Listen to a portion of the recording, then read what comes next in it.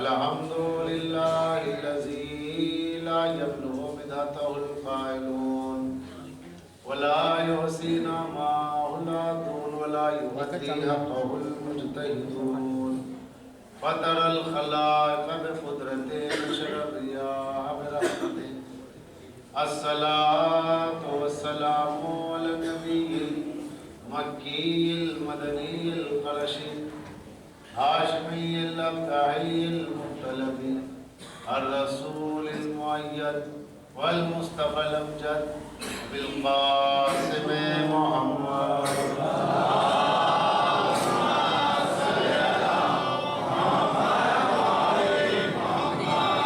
صلاة والسلام على اہل بیت الطیبین الطاہرین المعصومین الذين عذب الله عنهم الرجس على البيت ويطهرهم تطهيرا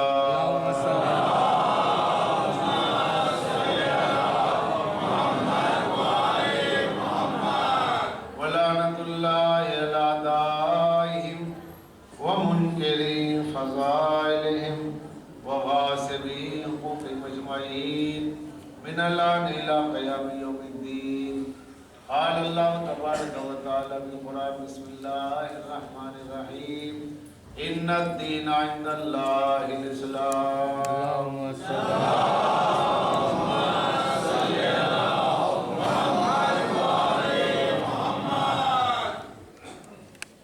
موالیان حیدر کرار، عزاداران سلطان کربلا، عاشقان احمد مختار، میں نے جس آیت کریمہ کو پڑھنے کا شرف حاصل کیا، اس میں خلاق الحمیز الارشاد فرماتا ہے کہ بے شک اللہ کے نزدیک دین اسلام ہے. جب اللہ کے نزدیک دین اسلام ہے تو یہ بات واضح ہے کہ اسلام کا آغاز آج سے نہیں ہوا، اسلام کا آغاز چند صدیوں پہلے نہیں ہوا، بلکہ اسلام شروع سے.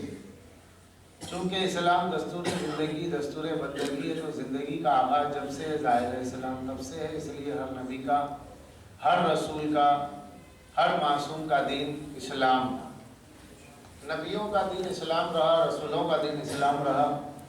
اسلام اتنا مکمل ضابط حیات ہے کہ اس میں کسی قسم کی کہیں کوئی کجی نہیں ہے، کوئی عیب نہیں ہے، کوئی اس میں نقص نہیں ہے. لوگوں نے بڑی کوششیں کی مگر کوششیں بسیار کے باوجود بھی کوئی دین میں آج تک نقص نہیں نکال سکا، کوئی کمی نہیں نکال سکا. اس کی وجہ یہ ہے کہ اللہ جو بھیجنے والا ہے دین کا وہ ہے سبحان. سبحان اسے کہتے ہیں جو بالذات پاک و پاکیزہ ہو.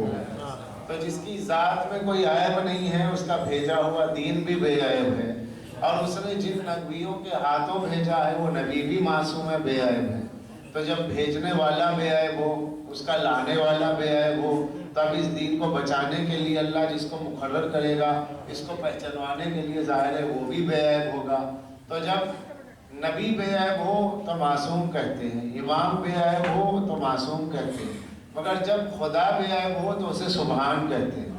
اس کی وجہ یہ ہے کہ جو ذاتی خوبی کے اعتبار سے پاک ہے، جس کو کسی نے بالذات پاک نہیں رکھا ہے، بلکہ وہ بالذات یوں پاک ہے، کسی نے عطا سے پاک نہیں کیا ہے، اس کی ذات میں کہیں نفس کا شائبہ نہ ہو تو وہ خدا کے لیے سبحان. اب اس کی عطا سے جو بے عیب ہے وہ ہے معصوم. سبحان اور معصوم میں فرق یہ ہوا کہ اللہ کو کسی نے پاک نہیں رکھا، وہ خود پاک ہے. لیکن نبیوں کو، رسولوں کو، اماموں کو اللہ نے پاک رکھا ہے، اس لیے معصوم ہے. صلوات پڑھ دیں محمد.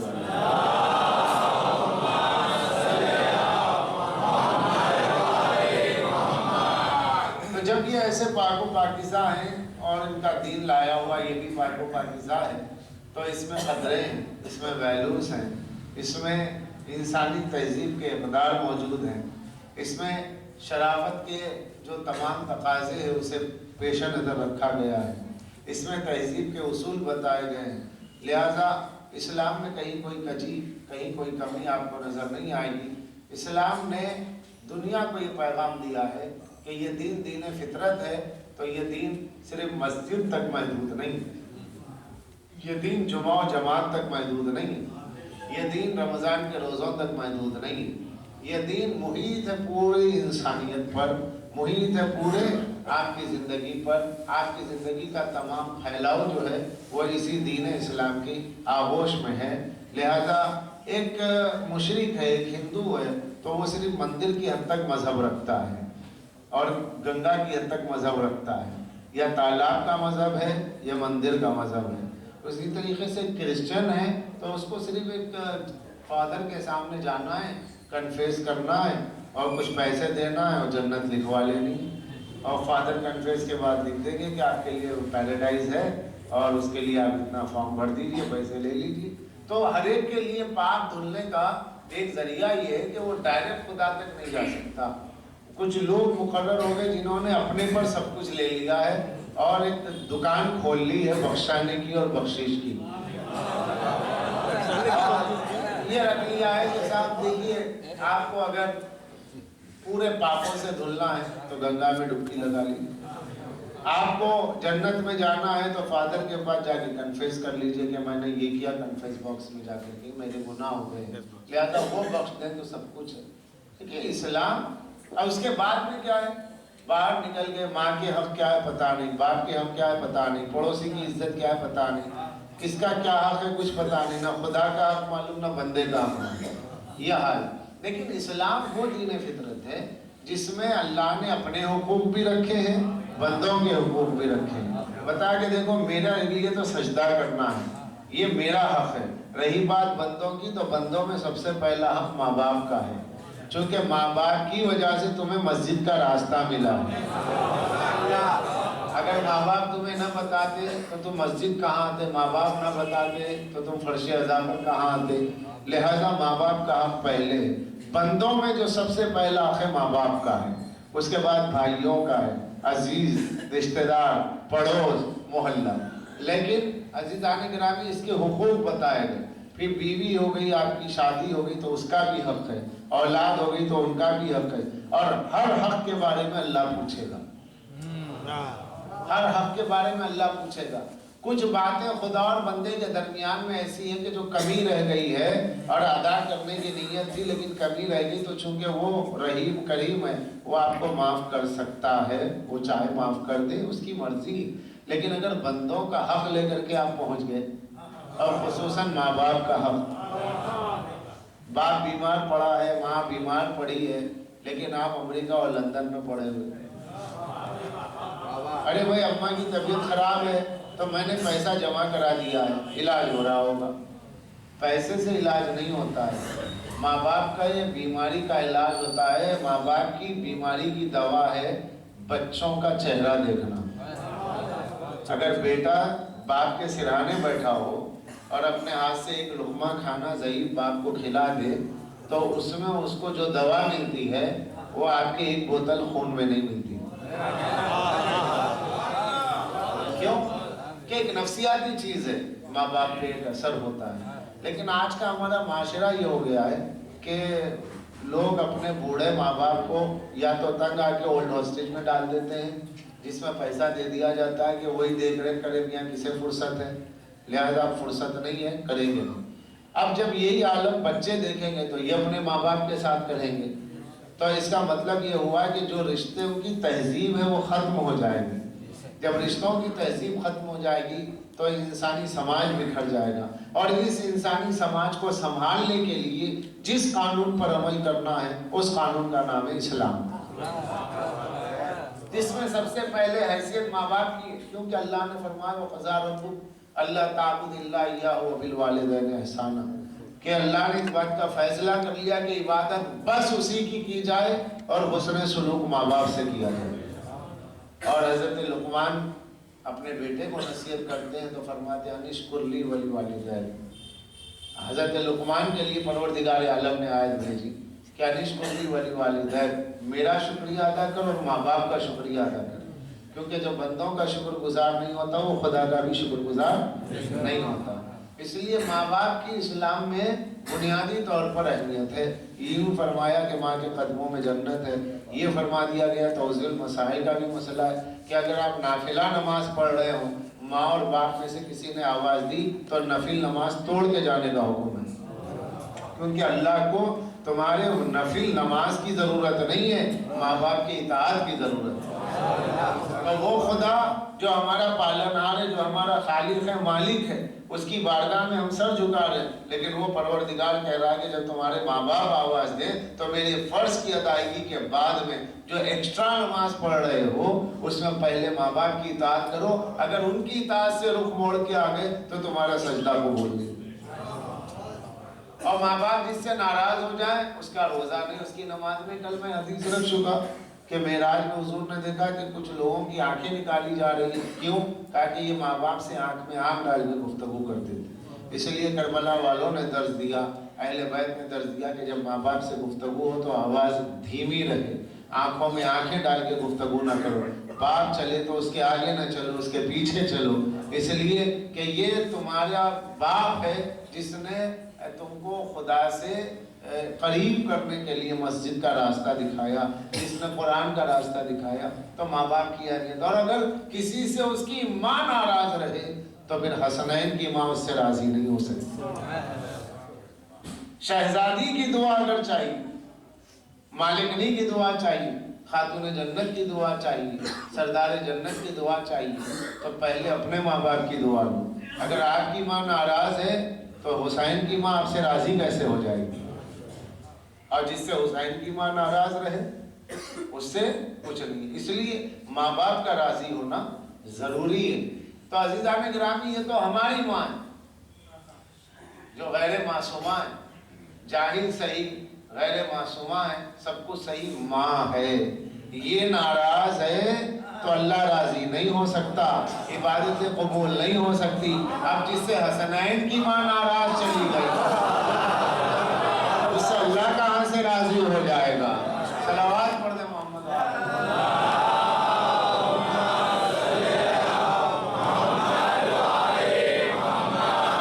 तो याद रखिएगा, इस्लाम आपको 73 फिरकों में नजर आ रहा है। हर फिरका कहता है हमारे पास इस्लाम है। रसूलुल्लाह ने फरमाया मेरी उम्मत में 73 फिरके होंगे, 73 में 72 जहन्नम में, जन्नत में। सब कहते हैं हमारे पास इस्लाम है, हमारे पास इस्लाम है। तो इस्लाम लाया कौन? सरकार दो आलम ले आए। तो सरकार दो आलम के लाए हुए इस्लाम से ज़्यादा वाकिफ़ कौन है? हुजूर के अज़ाए नबूवत। कहीं सैयदा है, कहीं अली है, कहीं हसनैन है। और अगर इन्हें छोड़ दिया तो फिर वहाँ इस्लाम नहीं है। तो अब वो इस्लाम देखिएगा, इस्लाम कहाँ है? इस्लाम वहाँ है जहाँ ज़हरा राजी है। अब जिनसे ज़हरा नाराज हो तो वहाँ इस्लाम नहीं हो सकता। तो अब ये देखिएगा कि बाद रसूल बीवी किससे राजी रही और किससे नाराज हुई। अब जिसके रहबर से सैयदा नाराज हो,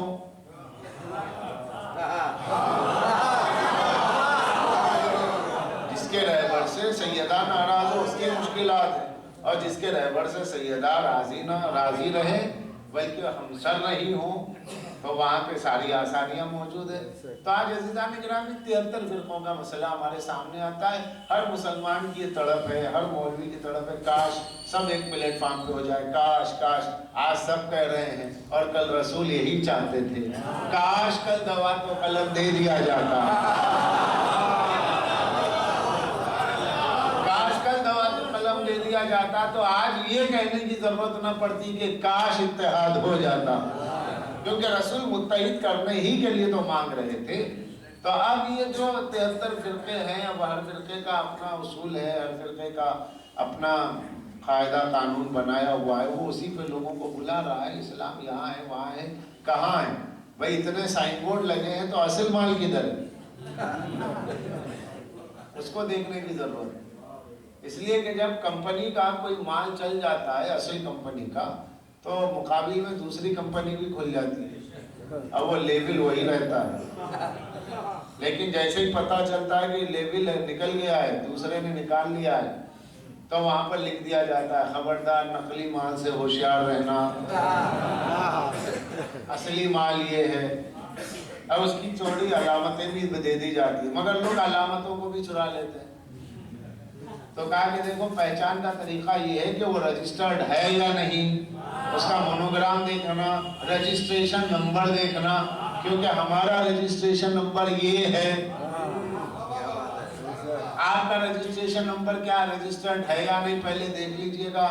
ایسا نہ ہو کہ آپ کھا لیں مر جائیں کمپنی پہ کیس کر دیں، کمپنی آپ کو ہوشیار کر رہی ہے، چیک اپ کرا لیجئے گا، علامت دیکھ لیجئے گا، مونوگرام دیکھ لیجئے گا، لیبل پہ مت جائیے، رجسٹریشن نمبر دیکھ لیجئے گا، اس کے سارے تمام اصول بتا دیے جاتے ہیں۔ کیوں کہ جب اصل نکلتا ہے تو اصل کے ساتھ نقل بھی سامنے آ جاتا ہے۔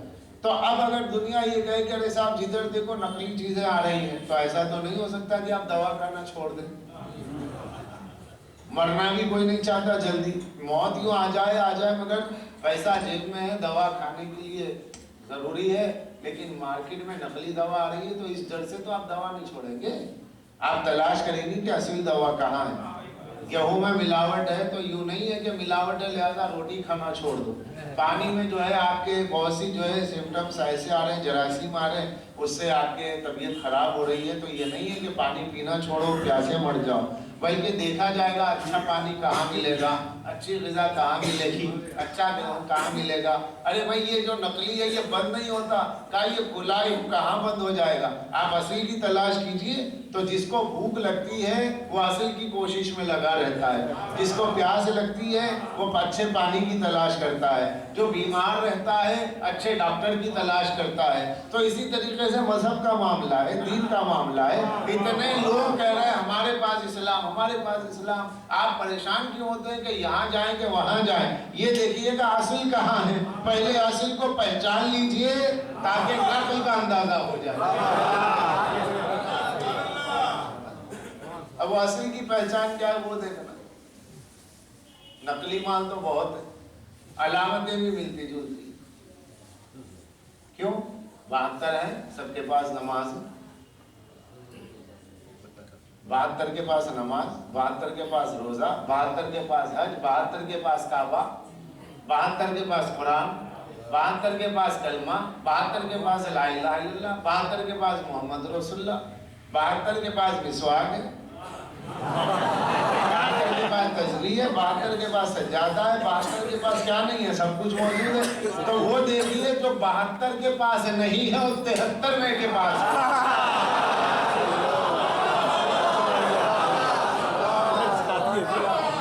کیونکہ جو چیز کامن ہوتی ہے، جو چیز کامن ہوگی نا تو اس کو نہیں دیکھا جائے گا، کیونکہ وہ تو سیملیرٹی ہے، علامتیں ہیں، علامتیں لے لی گئی۔ مگر یہ کہ اگر کہیں علامت پائی جائے، ٹارنک نہ ہو تو کیا ہوگا؟ زندہ طلسمات پہلے آتا تھا، اس میں تیر کا نشان لگایا ہوا، اس کے مقابل میں نقلی زندہ طلسمات اس میں بھی تیر کا نشان۔ ارے بھائی علامت تو یہ بھی ہے یہ بھی ہے، کیا کریں؟ تو اب اصل کو دیکھنا پڑے گا۔ یہ دیکھو کہ اندر جو زندہ طلسمات ہے اسے ٹیسٹ کر کے دیکھیے وہ صحیح ہے کہ نہیں ہے۔ تو اب عزیزان گرامی علامت سے انسان بہک سکتا ہے، مگر اصل کی جانچ کی پرکھ اس کے پاس موجود ہو تو بہک نہیں سکتا۔ الصلاۃ علم الاسلام، الصلاۃ علم الایمان، نماز ایمان کی علامت ہے۔ نماز کیا ہے؟ ایمان کی علامت ہے۔ تو علامتیں تو ملتی جلتی ہوں گی، نمازیں ہر طرف ہیں، روزے ہر طرف ہیں، یہ علامات ہیں، لیکن اصل ٹانک کہاں ہے؟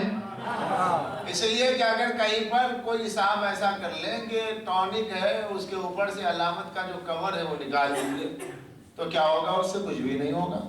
اس لیے کہ آپ کا علاج کور سے نہیں ہوگا، علامت سے نہیں ہوگا، ٹانک سے ہوگا۔ ٹانک اصلی ہے تو ٹھیک ہے، کور رہے نہ رہے۔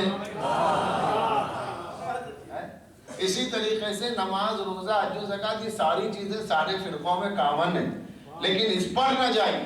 اس لیے کہ لشکر یزید میں بھی نماز پڑھنے والے، خیمہ حسین میں بھی پڑھنے والے، صفین میں مولا کے لشکر میں بھی نمازیں ہو رہی ہے، ادھر بھی ہو رہی ہے، نہروان میں علی کے لشکر میں بھی نماز ہو رہی ہے، خارجی بھی نماز پڑھ رہا ہے۔ تو یہ ہو گئی کامن چیزیں۔ اللہ اکبر وہاں بھی یہاں بھی، کعبہ وہاں بھی یہاں بھی، منبر وہاں بھی یہاں بھی، مسجد وہاں بھی یہاں بھی، تسبیح وہاں بھی یہاں بھی، تحلیل وہاں بھی یہاں بھی، تقدیس وہاں بھی یہاں بھی، تمجید وہاں بھی یہاں بھی، سب کچھ ہے۔ کیا نہیں ہے؟ جو نہیں ہے اسے دیکھیے، جو ہے اسے نہ دیکھیے، کیونکہ جو ہے اس پر اجتہاد نہیں ہوگا، اس لیے کہ جو ہے وہ پہلے ہی سے ہے، پھر اجتہاد ہوا نہیں تو ہو نہیں سکتا۔ تو معلوم ہوا اس کی تلاش کرنی پڑے گی جو 72 میں نہیں ہے، وہ 73 کے پاس ہے۔ وہ 73واں کیا ہے؟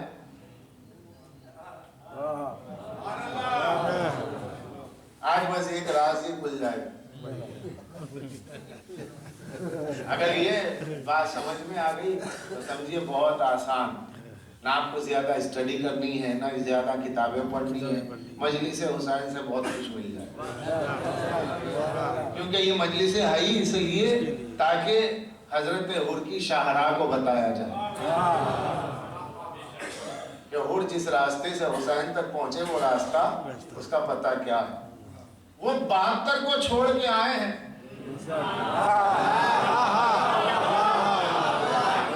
وہ 72 کو چھوڑ کے آئے، دیکھا کہ سب کچھ ہے، نماز ہے، روزہ ہے، حج ہے، زکوٰۃ ہے، لا الہ الا اللہ محمد رسول اللہ، سب کچھ ہے، سب کچھ چھوڑ کے آئے ہیں حر۔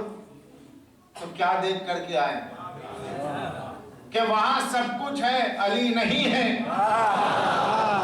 جہاں علی ہے وہاں سب کچھ ہے، جہاں علی نہیں ہے وہاں کچھ بھی نہیں ہے۔ اس لیے کہ ایمان ہے، نماز روزہ حج و زکوٰۃ کی علامت ہے۔ اب اصل ایمان کسے کہتے ہیں؟ نماز کو دیکھا، روزے کو دیکھا، حج کو دیکھا، ایمان کو نہیں دیکھا۔ تو لوگوں نے کہا یا رسول اللہ ایمان کو دیکھنا چاہتے ہیں، کہا کہ وقت آئے گا تو بتاؤں گا۔ ایک لمحہ آیا کہ جس مقام پر عبدالوہد نے کہا ہے کوئی میرے مقابل میں،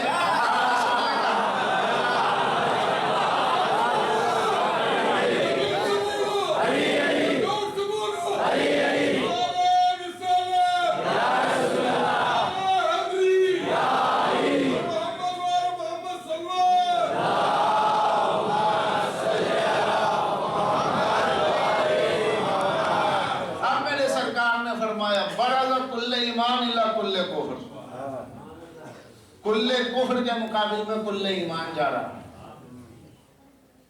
یہ کل کفر کون ہے؟ عبدالوہد۔ کل ایمان، ٹوٹل ایمان، مکمل ایمان کون ہے؟ علی۔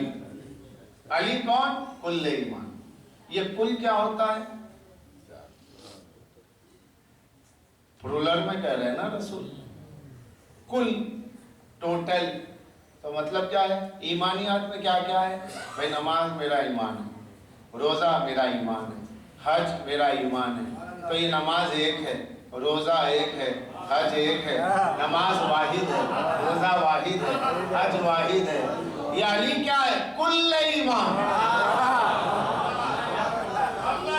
نماز روزہ حج و زکوٰۃ واحد واحد ایک ایک ایک، مگر یہ کیا ہے؟ کل۔ یہ کل کیا ہوتا ہے؟ اس کل کو سمجھنے کے لیے کسی درخت کو دیکھیے کہ جس کی ہزاروں شاخیں نکلی ہوئی ہیں، مگر یہ ہزاروں شاخیں جہاں جا کے مل جاتی ہیں اس جڑ کو کہتے ہیں کل۔ اگر یہ جڑ نہیں ہے تو شاخیں نہیں ہیں۔ کل ایمان ہے علی۔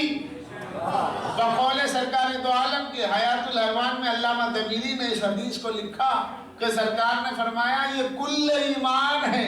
جب یہ علی کل ایمان ہے تو جہاں علی ہے وہی نماز ہے، جہاں علی ہے وہی روزہ ہے، اس لیے کہ جہاں جڑ ہے وہاں شاخیں ہیں۔ اب علی جہاں ہوں گے نمازیں وہاں، علی جہاں ہوں گے روزے وہاں، علی جہاں ہوں گے حج وہاں، حسین جہاں ہوں گے ایمان وہاں، حسین جہاں ہوں گے اسلام وہاں، حسین جہاں ہوں گے نمازیں وہاں۔ ارے صاحب وہ جو مقابل میں نظر آ رہی تھی نمازیں وہ کیا؟ تم علامتوں سے دھوکہ کھا رہے ہو۔ پانی کا نام ہے علی کی محبت۔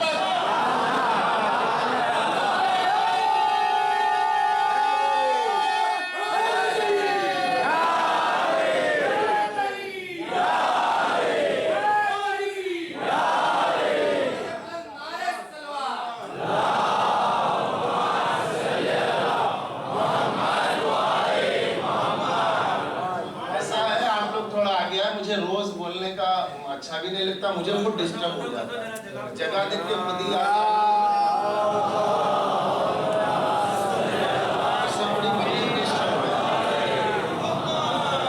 اب यहाँ कोई कापी तो नहीं रखी है कि जिसे मैं पढ़ के सुना रहा हूँ। जरा सा कंसंट्रेशन आपका हटा तो मेरी तकरीर वो हो जाती है। लिहाजा अपने आप खुद ही समझ के आगे बढ़ते रहें और पीछे वालों को जगा दें, रोज बोलने की जरूरत ना पड़े। और कल से मैं बोलूँगा नहीं, चाहे लोग पीछे से इशारा करें कि आगे बुलाएं, क्योंकि मुझे डिस्टर्ब हो जाता है। तो बहरहाल मैं ये अर्ज कर रहा था कि याद रखिए कि अलामतें सबके पास हैं, मगर परख जो रसूल ने दी है वो है अली।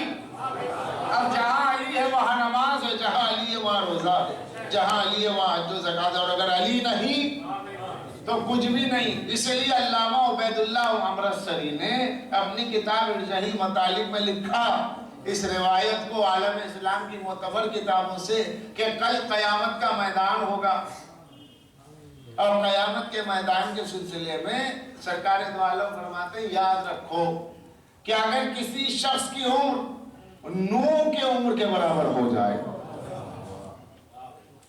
हजरत नूह की उम्र कितनी थी? 2500। हजरत नूह की उम्र 2500। अब बताएं 2500 साल की उम्मत चली, 2500 साल जिंदगी हजरत नूह की। अब रसूलुल्लाह क्या करे, अगर किसी की उम्र, अगर पहले तो इतना होगा नहीं, चलो अगर मान लिया हो गई इतनी एज, अब तो 40 साल में बूढ़े हो रहे हैं। हमारा वो दौर है कि 60 साल जवान भी है, 30 साल बूढ़ा भी है।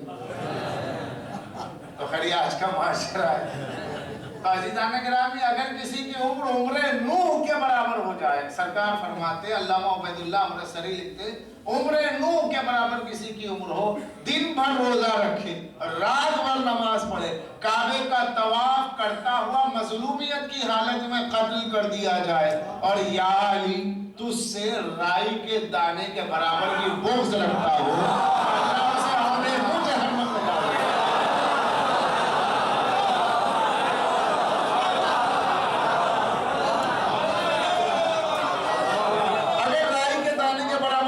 से तो अल्लाह उसे औंधे मुंह जहन्नम में। भाई क्यों, क्या बात हो गई? इसलिए कि अल्लाह अलामतों पे जन्नत नहीं दे रहा है।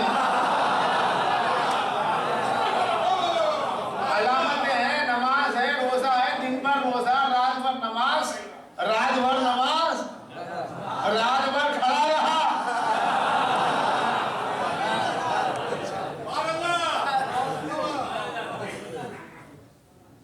शाम पढ़ के सो जाता, नहीं नहीं शौक है, खड़े रहें।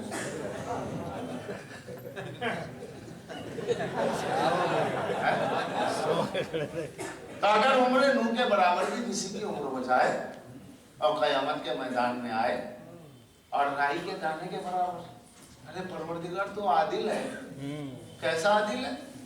इतने 1000 बरस इबादत करके बंदा आ रहा है और राई के दाने के बराबर, इतना सा सुई के नाखे के बराबर अली से दुश्मनी इतनी भारी पड़ गई कि यहाँ व्हाइट पेपर था, वहाँ ब्लैक पेपर हो गया। क्यों? अल्लाह कहेगा नहीं, ये कानून मेरा बनाया हुआ है, जो मेरे वली का दुश्मन होगा मैं उसकी इबादत कबूल नहीं करूंगा, क्योंकि अल्लाह अपने सजदे से ज्यादा अपने वली की मोहब्बत को पसंद करता है।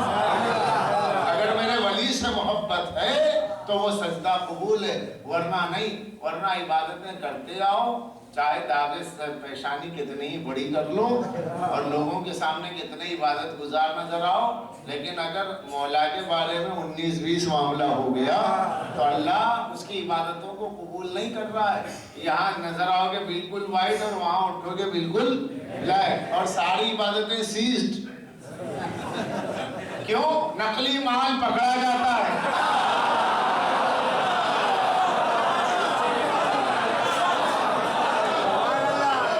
जो माल नकली होगा पकड़ा जाए। आप देखिए अक्सर जो रिट पड़ती है, भाई फुला जगह माल पकड़ा गया, गोदाम में पकड़ा गया, फुला दुकान पे जो है हमला हुआ है, हुकूमत ने रिट मारी और पुलिस वाले आ गए और माल जब्त हो रहा है।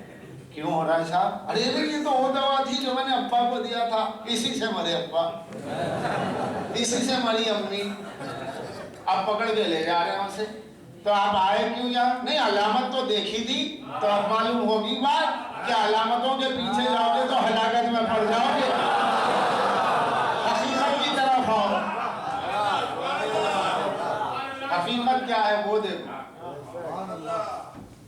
تو اب یہ مال سیزڈ ہو گیا. اسی طریقے سے محشر میں اٹھیں گے لوگ اور روایت ہے کوہ احد کے برابر اعمال لے کر کے آئیں.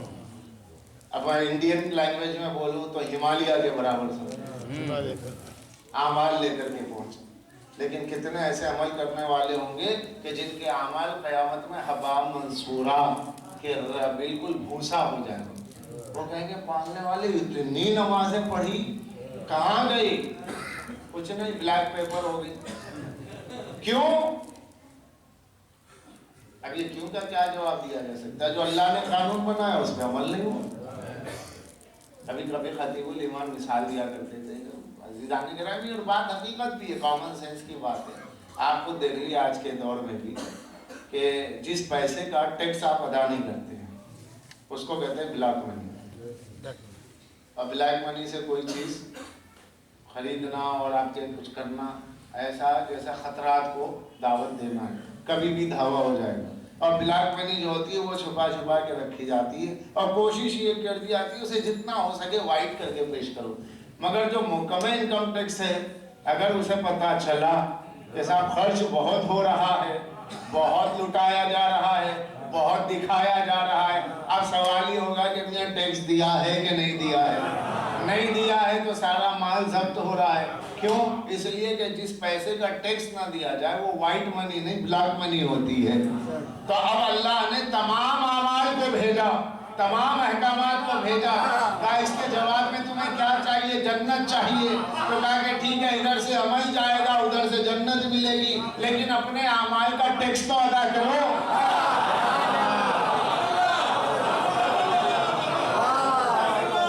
اب یہ ٹیکس کیا ہے؟ اللہ نے جواب دیا قُلْ لَا أَسْأَلُكُمْ عَلَيْهِ أَجْرًا إِلَّا الْمَوَدَّةَ فِي الْقُرْبَى.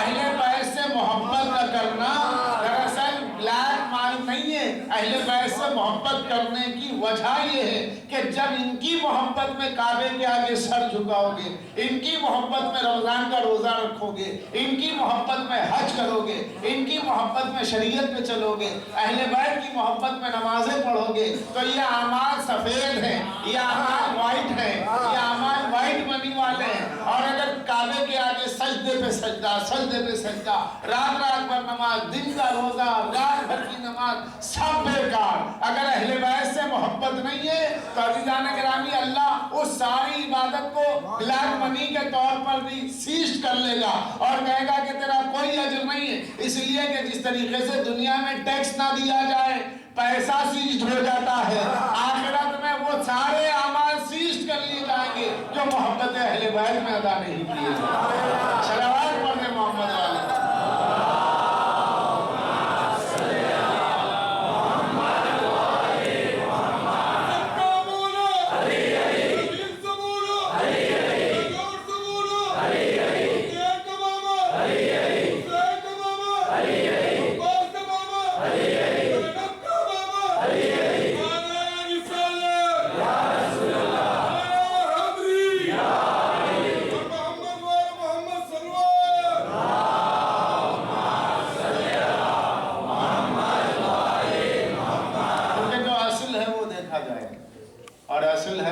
اہل بیت اسلام انہیں کے ہاتھ پکڑ کے چلا ہے.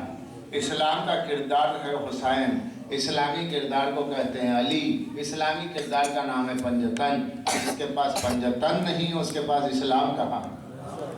جسے پنجتن سے محبت نہ ہو، اسلام نہیں ہے اس کے پاس، تو نماز نہیں ہے اس کے پاس، روزہ نہیں ہے اس کے پاس. تو اصل مال وہاں ہے جہاں محبت اہل بیت ہے، ورنہ نقل ہے. اب اصل پہ اگر آپ نقل لے کے چلیں گے، چلے گا تھوڑے دن میں ختم. یعنی تھوڑے دن سے مراد صرف دنیا. اس کی مثال پھر ہے، یہ دیکھ لیں شاید کوئی فائدہ ہو کہ ایک صاحب بازار گئے اور جو ہے ایک تولہ 2-4 تولے کی شاندار ہار لے کر کے آئے. آ کر کے اپنی اہلیہ کو دیا. انہوں نے اپنی پڑوسن کو بتایا، پڑوسن نے بڑا حسد کیا. اس نے اپنے شوہر سے کہا دیکھو بھائی یہ ہماری پڑوسن ہے، ان کے شوہر نے 4 تولے سونے کا ہار پہنا دیا اور تم آج تک کچھ نہ پہنا سکے. اس نے کہا کیا کروں، کیسے کروں اس کا؟ تو کہا ٹھیک ہے ذرا مجھے ہار تو ایک بار دکھا دے۔ اس نے کہا اپی ذرا میں دکھا لوں گھر میں۔ ہاں ہاں دکھا لو، بتا دیا ڈیزائن ذہن میں۔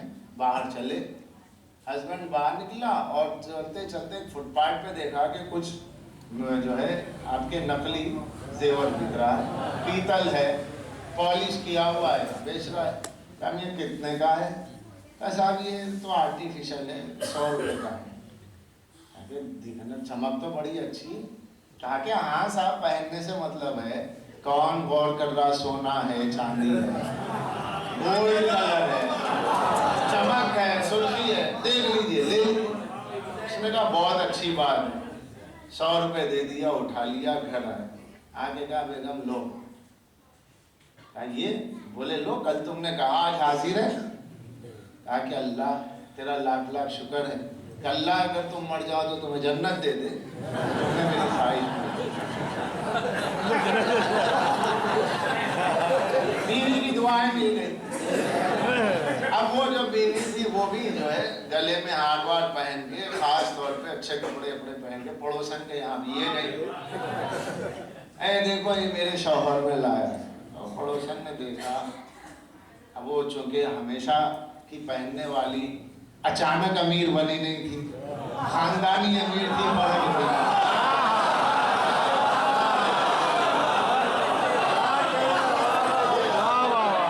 وہ خاندانی امیر تھی، اسے پرکھ تھی۔ اب یہ علامت والی ہے، وہ حقیقت والی ہے۔ اس کو اتنا پتا ہے سونا پیلا ہوتا ہے، اسے اتنا پتا ہے سونے میں چمک ہوتی ہے، اس نے چمک کو دیکھا، پیلا ہٹ کو دیکھا، اٹھا لیا۔ شوہر دھوکہ دے رہا ہے، شوہر نے کہا چلا لو۔ کہا جی اصلی؟ کہا بالکل۔ پڑوسن نے کہا کتنے میں لیا ہے؟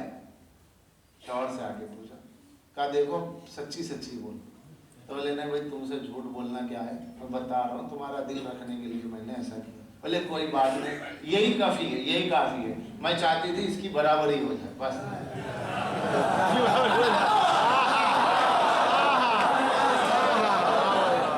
چاہتی تھی برابری ہو جائے بس، یہ برابری کے شوق میں پہن کر کے چلی۔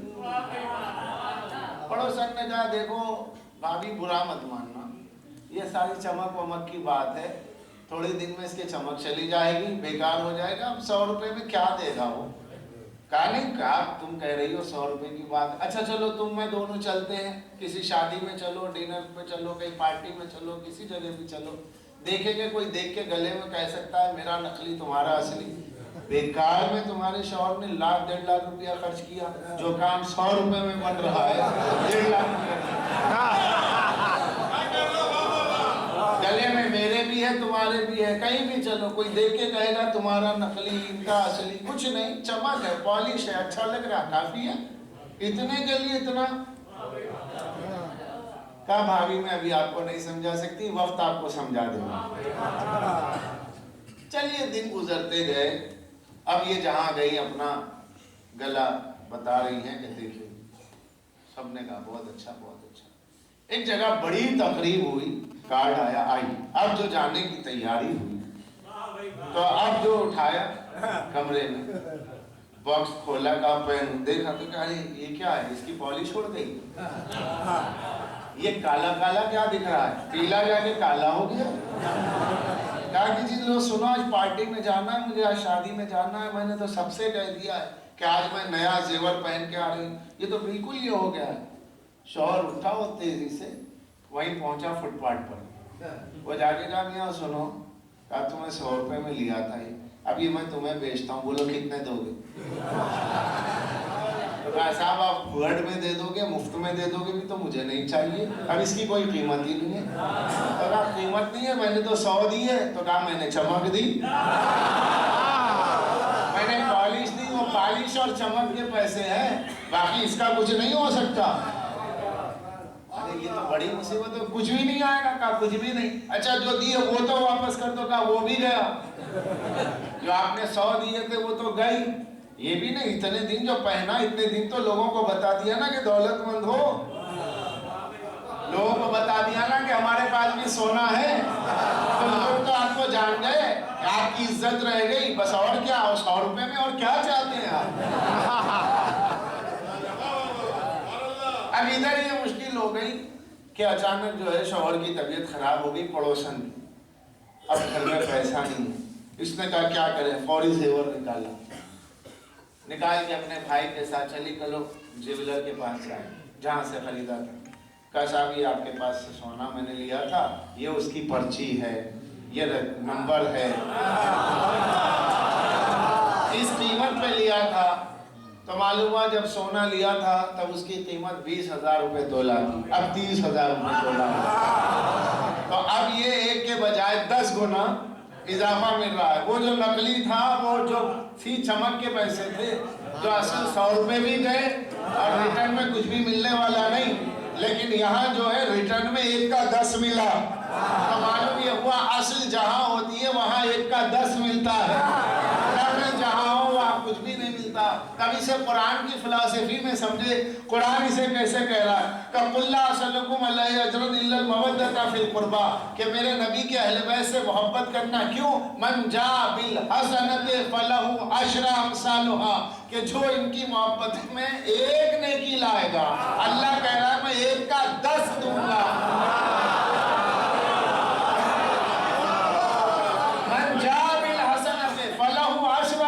عشرہ کسے کہتے ہیں؟ عشرہ تو ہمارا مجموعہ جانتا ہی ہے، عشرے میں بیٹھا ہے، عشرے میں تو آپ آئی ہیں، تو 10 کو عشرہ کہتے ہیں۔ اللہ نے کیا کہا؟ 1 کا 10 دوں گا۔ یہ 1 کا 10 کب مل رہا ہے؟ کہا 1 رکعت کے 10 رکعت کا ثواب، 2 رکعت کے 20 رکعت کا ثواب۔ کہا مقرر تو یہاں 1 کیا وہاں 10 ملے گا، محشر میں جاتے جاتے محشر کے بازار میں اس کی قیمت 1 گنا 10 بڑھ گئی۔ کیوں؟ اس لیے کہ یہ محبت اہل بیت کا سونا ہے نماز،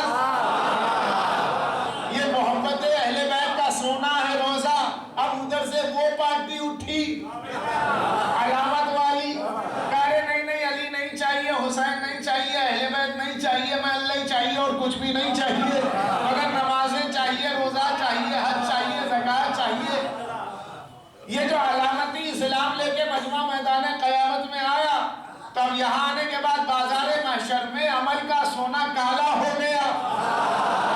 اب یہ جو عمل کا سونا کالا ہو گیا، پیلاہٹ چلی گئی، کالا پن آ گیا، چمک دمک رخصت ہو گئی۔ اب جو ضرورت پڑی کہ تھوک کے بھاؤ تو خریدے یا بیچے، بازار محشر میں کھڑے ہو کر فرشتوں سے کہا فرشتوں کوئی ہمارا خریدار نہیں ہے۔ کہا کہاں کے خریدار؟ تم تو چمک کے فدا تھے، نمازوں میں غرور تھا، روزوں میں غرور تھا۔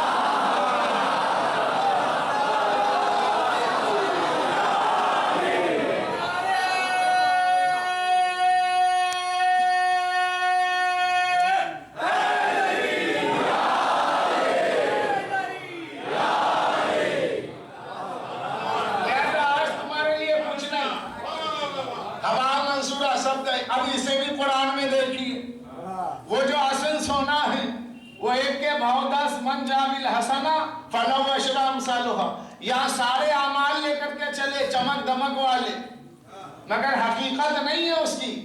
کیوں؟ جو اصل سونا ہے وہ وہاں سے لینا پڑے گا جہاں سے رجسٹرڈ ہو، فٹ پاتھ سے نہیں، چور بازار سے نہیں، بازار کا مال بند کمرے سے ملتا ہے۔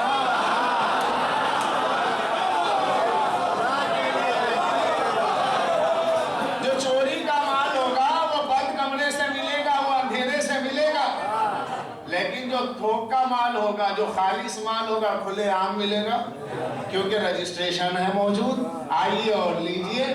عزیزان گرامی، یہ جو مجمع اٹھے گا علامت والا، قیامت کے میدان میں اپنے اعمال کو لے کر کے جائے گا، ان کے اعمال حفظ کر لیے جائیں گے، ان کا مال سیزڈ ہو جائے گا۔ اس کے لیے قرآن نے کہا عاملۃ ناصبۃ تصلیٰ نارا حامیہ، عمل کریں گے، محنت کریں گے، تصلیٰ نارا حامیہ، جہنم میں جائیں گے۔ تو یہ کون سے عمل کرنے والے جو عمل کر کے جہنم میں جائیں گے؟ یہ وہ عمل کرنے والے ہیں کہ جس عمل کرنے والے کی بنیاد عمل پر ہے، خیر عمل پر نہیں ہے، اور خیر عمل کا نام ہے غدیر۔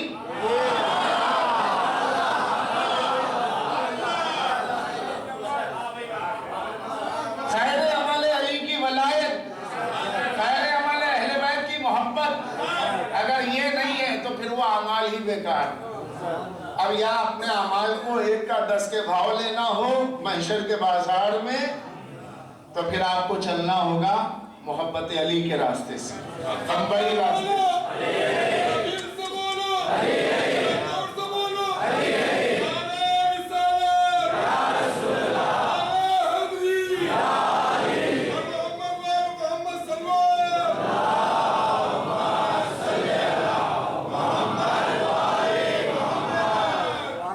اس لیے بے شک عمل کا منکر کافر ہے، جو کہتا ہے نماز نہیں ہے وہ کافر ہو جائے گا۔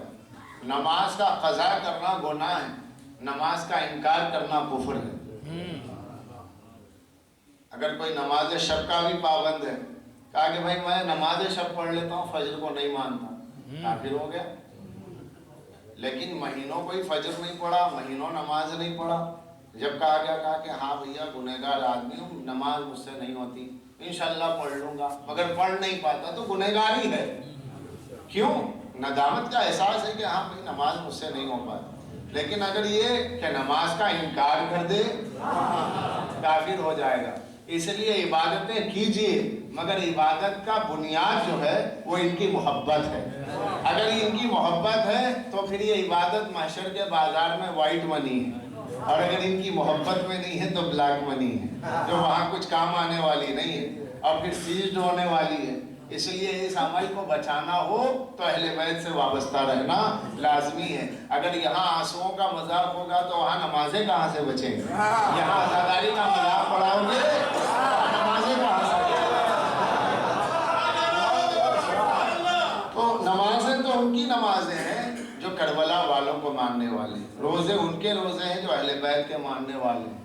مگر شیطان جو ہے پوری کوشش یہ کرتا ہے کہ آپ نہ پڑھیں۔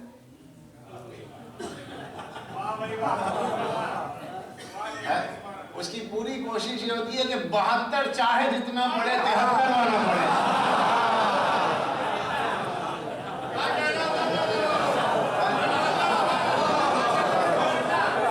اس کی پوری کوشش ہوتی ہے 72 خوب پڑھے، سڑکیں جام ہو جائیں۔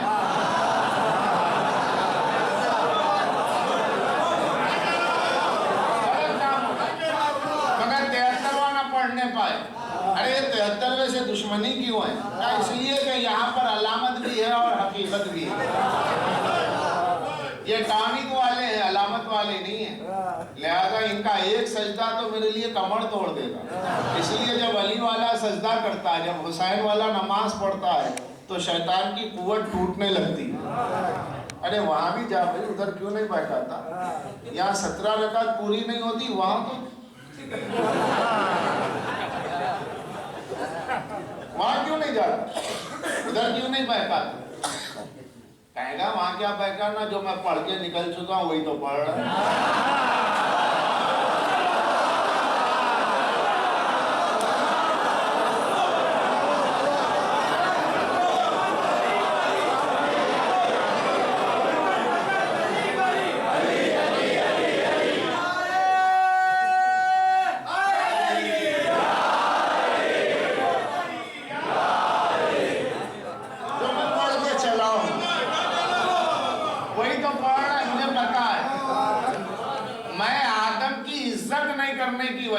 آدم کی تعظیم نہ کرنے کے سبب میری عبادتیں چلی گئی۔ یہ تعظیم والی قوم ہے، اسے تو حسین کا علم مل گیا چوم لیا، حسین کا فرش ازاں ملا چوم لیا، حسین کا تعزیہ ملا سلام کر لیا۔ یہ تعظیم والے ہیں، ان کی عبادت سے خطرہ ہے۔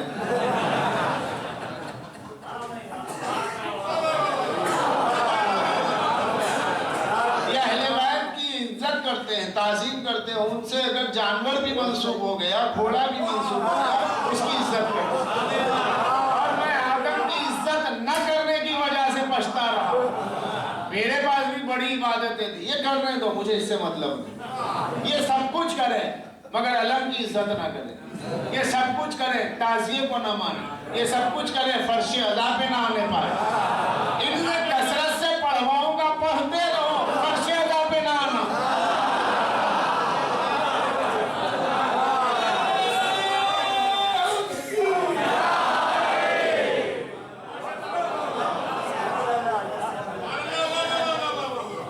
اس لیے کہ وہ جانتا ہے کہ ایمان کی دولت یہاں ہے، جہاں کل ایمان ہے وہاں سب کچھ ہے۔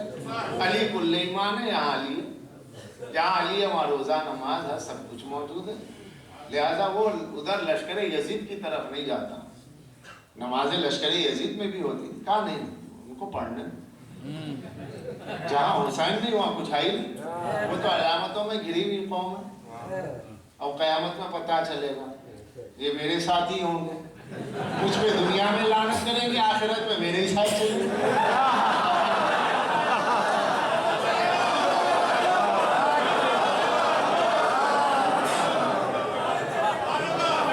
یا مجھ پہ لعنت کرتے رہو، وہاں میرے ہی ساتھ چلنا ہے۔ اب یہ بات سمجھ میں نہیں آتی ہے کیا کہ وہ کیوں نہیں چاہتا کہ مومن مسلح پہ نہ آئے، اور وہ کیوں نہیں چاہتا کہ منافق وہاں سے نہ اٹھے۔ بات مثال میں سمجھا دوں تو بہت آسان ہو جائے گی۔ ہوتا بھی یہ ہے کہ جہاں مال ہوتا ہے، جہاں دولت ہوتی ہے، چور پہلے معلوم کرتا ہے کہ پیسہ ہے کہ نہیں گھر میں۔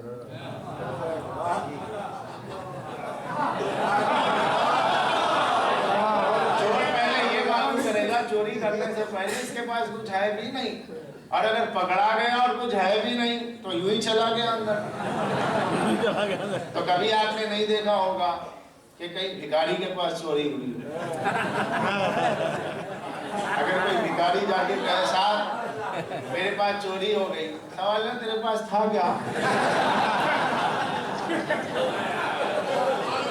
چور اتنا گر گیا کہ بھکاری کا مال چھڑا دیا۔ تو بھکاری کے پاس کوئی نہیں جائے، دولت مند ہے، فقیر کے ہاں چوری تو نہیں ہوگی، غریب کے ہاں جھگی میں چوری ہوگی، مگر جہاں امیر ہے، جہاں دولت ہے، پتہ ہے وہی چوری ہوتی۔ تو شیطان بھی خوب جانتا کہ ایمان کی دولت جہاں ہے وہاں ڈاکہ مارو، انہیں نہ آنے دو مسلح کی طرف۔ اس نے یہ طے کر لیا ہے عالم ازل سے کہ منافق کو سجدے سے اٹھنے نہیں دوں گا، مومن کو مسلح پہ آنے نہیں دوں گا۔ اور جب مومن مسلح پہ آ جاتا ہے تو قدرت مسکرا کے کہتی ہے کیوں، کیا حال ہے ابلیس؟ کہا کہ یہ کم پڑھنے والے ہیں مگر میری کمر توڑنے والے ہیں۔ صلوات پڑھ دے محمد والے۔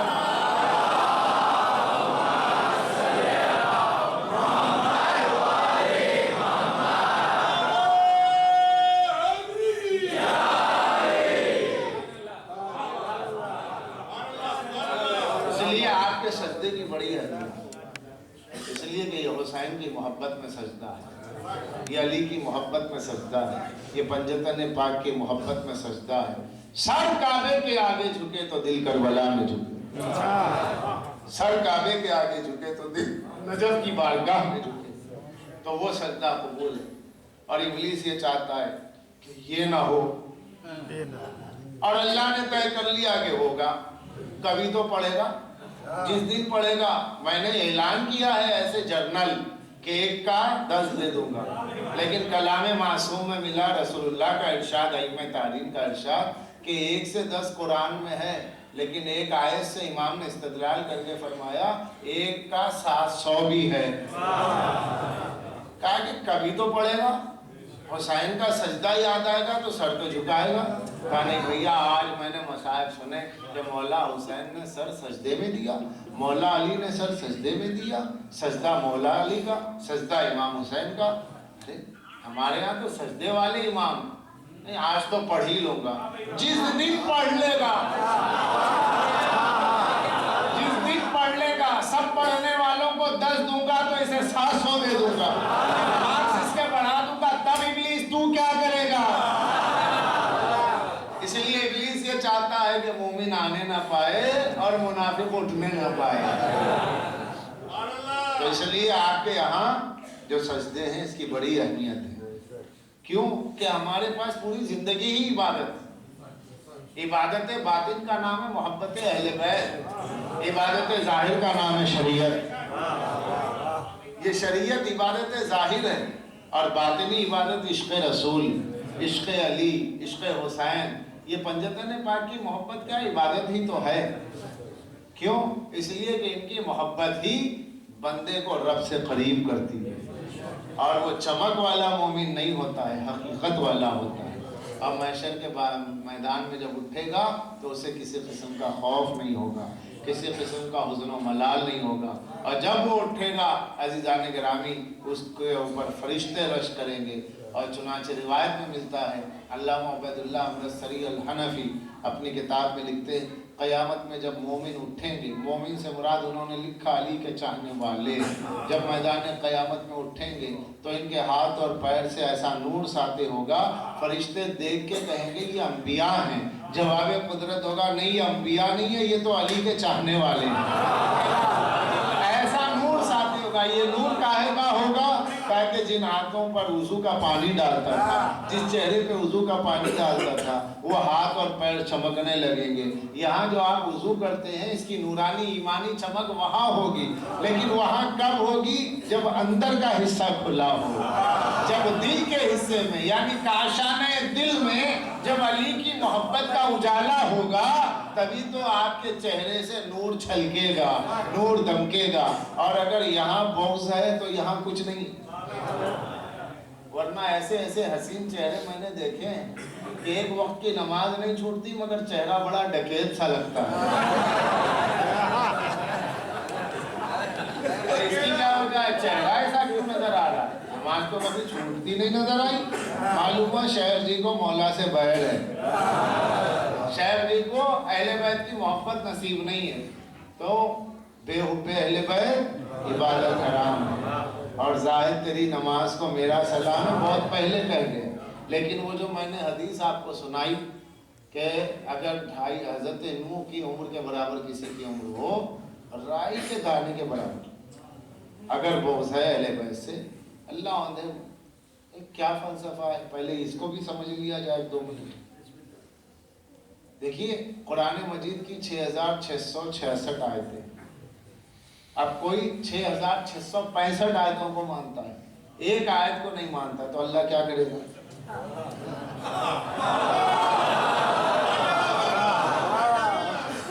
अभी जाइए किसी भी मौलाना के पास, मुफ्ती के पास, मौलवी के पास, कहा हुजूर कुरान में कितनी आयतें? मियाँ 6666। बहुत आसान फिगर है। ताकि अगर इसमें कोई एक आयत को ना माने, पूरे माने, काफिर। अरे कहा एक आयत कहा और इतनी आयतों को तो माना, क्या परसेंटेज है? मानने का परसेंटेज तो देखा। अगर एक को ना माना तो फिर किसी को ना माना। गिरामी कुरान की 6666 आयतों में अगर एक आयत को नहीं मानता है तो अल्लाह उससे किसी आयत के मानने को कबूल नहीं करेगा। इसी तरीके से ईमानियात के बाब में मोहब्बत अहले बैत वो अहम रुकन है कि अगर ये मोहब्बत के साथ इबादत परवरदिगार नहीं होगी तो अल्लाह बंदे का अमल कबूल नहीं करेगा। इसलिए कि ये मोहब्बत अल्लाह ने ही इनकी मोहब्बत का हुक्म दिया। तो नमाज कबूल है और रोज़ा कबूल है, हज कबूल है, ज़कात कबूल है, मगर अहले बैत की मोहब्बत कबूल नहीं है। तो अल्लाह कहेगा कि अगर ये ना पहुंचा तो कुछ ना पहुंचा, और अगर ये ना लाया तो कुछ ना लाया।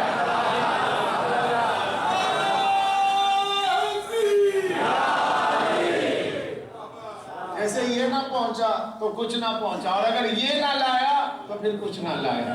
ना नमाज लाया, ना रोज़ा लाया, ना हज लाया। इसलिए रज़ा अफंदी दक्कनी हैदराबाद के एक शायर हैं, तो पता नहीं गुजर गए हैं या हैं, क्योंकि मैं तो दिल्ली शिफ्ट हो गया, मुझे याद नहीं। बड़ी अच्छी बात उन्होंने कही थी कि इबादतों का घड़ा बोझ लादने वालों, जो साथ अजर रिसालत नहीं तो कुछ भी नहीं। और खिलाफे काबा कफन हो, खिलाफे काबा कफन हो, हरम में मौत आए, अगर अली से मोहब्बत नहीं तो कुछ भी नहीं।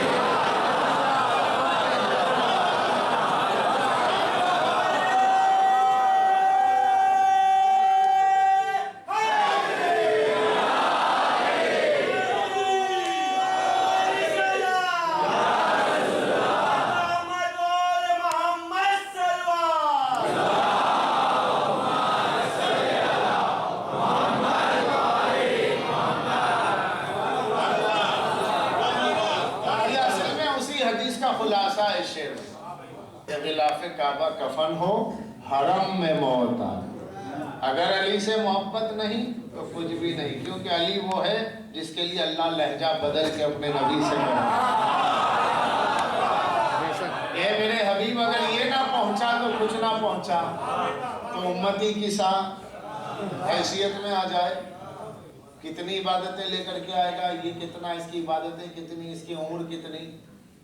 اب 100 برس تو نہیں جی رہے ہم لوگ، 60 70 تک پہنچے، 75 تک پہنچے، اب تو عمر جتنی زیادہ بڑھ رہی اتنا عذاب ہے۔ اگر آپ کسی سے کہیں میاں بوڑھے بوڑھے ہو کر کے جیو، تو کہا چچا بد دعا نہ دو۔ پہلے کہتے تھے میاں 70 سال جیو، 100 سال جیو، اللہ کرے 100 سال جیے، 180 سال سلامت رہو، تو لوگ شکریہ ادا کرتے تھے۔ اب اگر کسی سے کہو 180 سال سلامت رہو، تو بچہ کہتا ہے بد دعا نہ دو، کیونکہ گھر میں دادا کی حالت دیکھیے کہ کوئی پوچھتا ہی نہیں تھا، 4 مہمان آتے تھے تو سب خدمت میں لگ جاتے تھے، جب مہمان چلے آتے تھے تو کوئی پوچھتا ہی نہیں تھا۔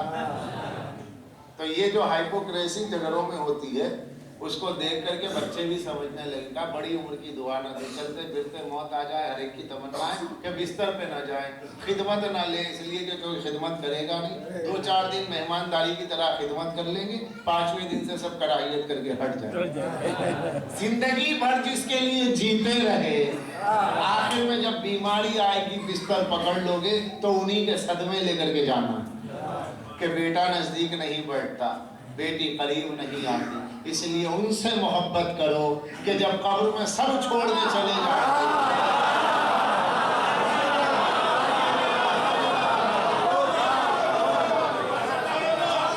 سب چھوڑ کے چلے جائیں تو ان کی محبت کام آئے گی، یہ آنسو کام آئے گا جو فرش عذاب رہے گا، یہ ماتم کام آئے گا، یہ سینہ زنی کام آئے گی، یہ قمع زنی کام آئے گی، یہ زنجیر زنی کام آئے گی، یہ محبت کام آئے گی۔ محبت کے جذبے میں آپ جو کرو قبول، محبت کے جذبے میں آپ جیسا چاہے کریں قبول ہے، اس لیے کہ یہاں پوچھنے کی ضرورت نہیں ہے، پوچھا آپ نے تو آپ پھنس گئے، آپ پوچھتے کیوں ہیں؟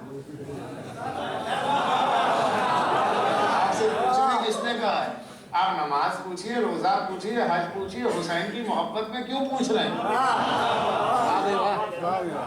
بچہ پہلی بار جب بلیڈ لگایا تھا، زنجیر کیا تھا، تو اماں سے پوچھا تھا کہ اماں آج بلیڈ لگا رہا ہوں، ابا زنجیر لگا رہا ہوں، وہ تو چھپ کے لگا لیتا ہے، ابا اب تو ہو گیا، اب جو چاہے بولا۔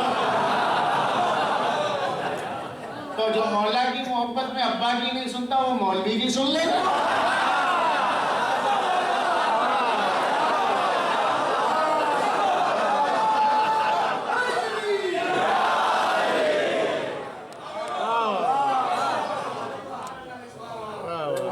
اتنا بڑا تو نہیں ہوگا۔ تو اس لیے عزیزان گرامی، ان چیزوں کو ذہن میں رکھیں کہ یہ محبت کام آتی ہے۔ ہاں یہ بات انڈر اسٹوڈ ہے، اس کو تو کہنے کی بھی ضرورت نہیں ہے کہ ماتم اتنا کیجئے کہ سال آئندہ جینے کی آپ کے اندر خواہش ہو، کہ مولا جینا تو آپ کی عزاداری کے لیے ہے، ہلاکت کا جہاں آپ کو اندیشہ ہو وہاں پر اپنے ہاتھ کو تھوڑا سا ہلکا کر لیجئے، تاکہ یہ زندگی جو امانت غم حسین ہے،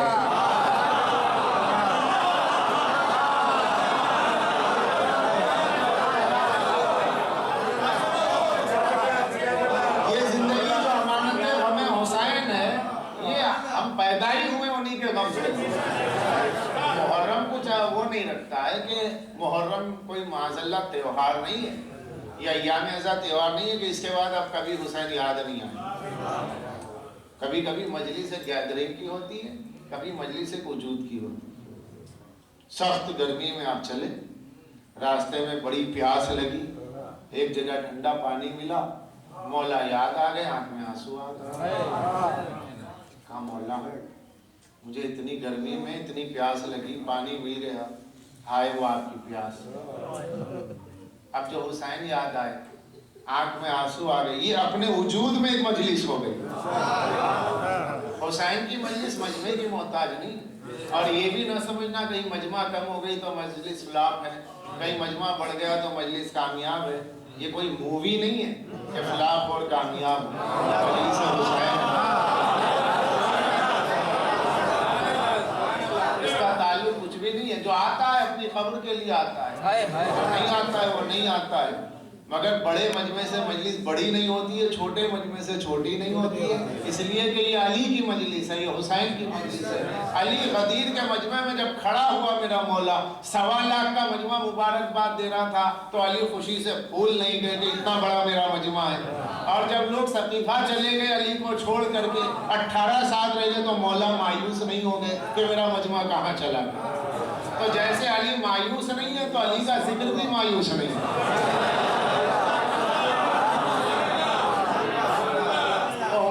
मैं देखता हूँ पास शहरों में और मुकामात पे अक्सर और बेशतर लोगों के जहन में होती है बात, हमें उनकी मजलिस ठस हो गई, कोई कामयाब नहीं, मजमा नहीं था।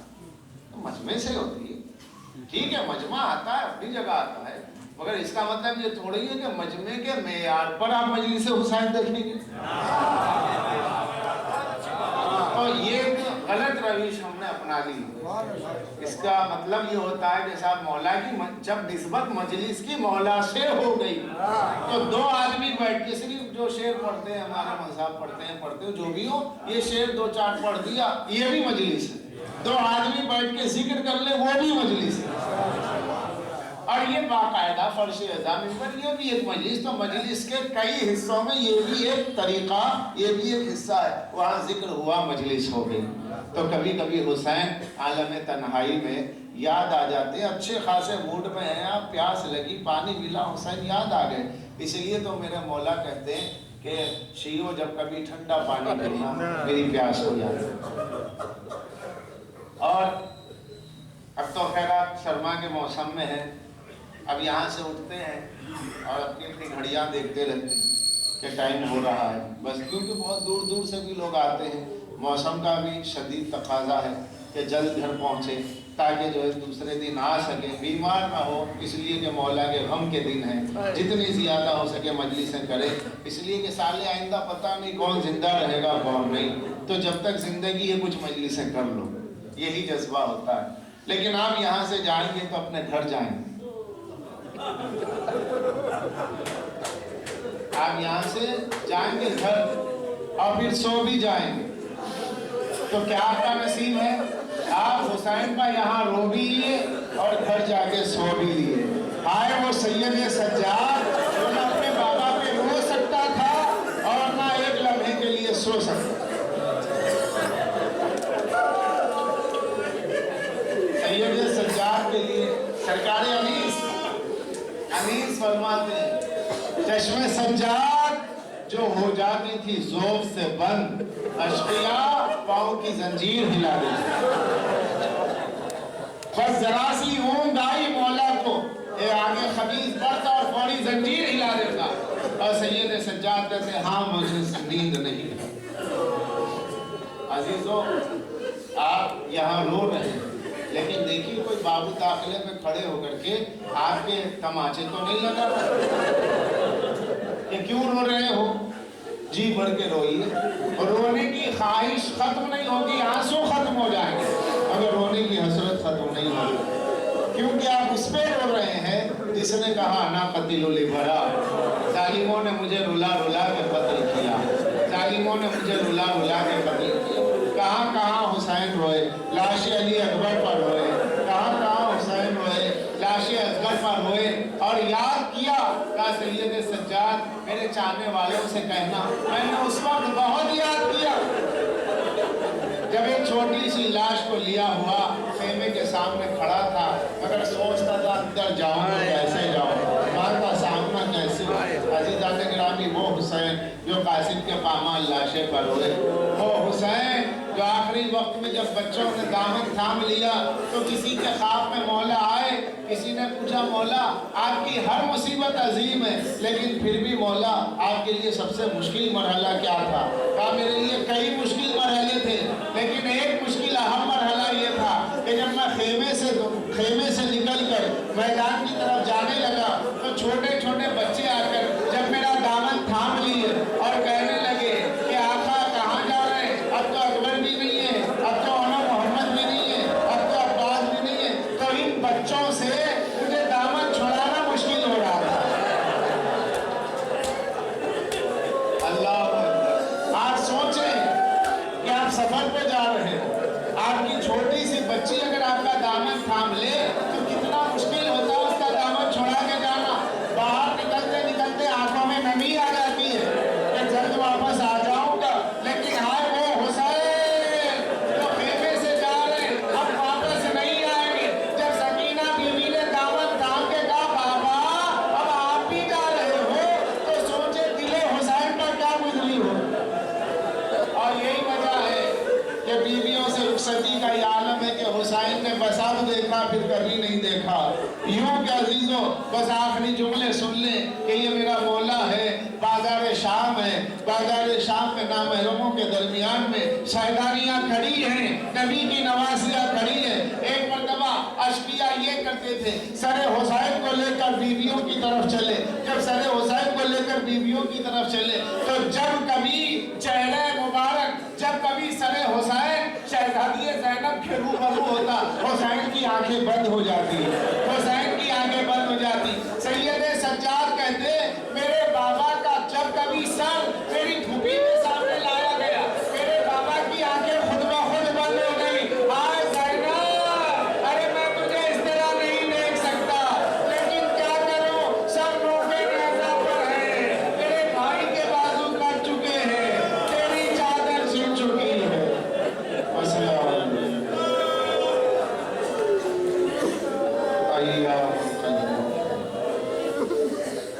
پالنے والے ذکر ازا کو قبول فرما، ہمیں کوئی غم نہ دے بجز غم حسین کے، پالنے والے ہماری جائز مرادوں کو پورا فرما دے، ہمارے مولا کے ظہور میں تاجیل فرما، ہمیں ان کے ناصر و شمار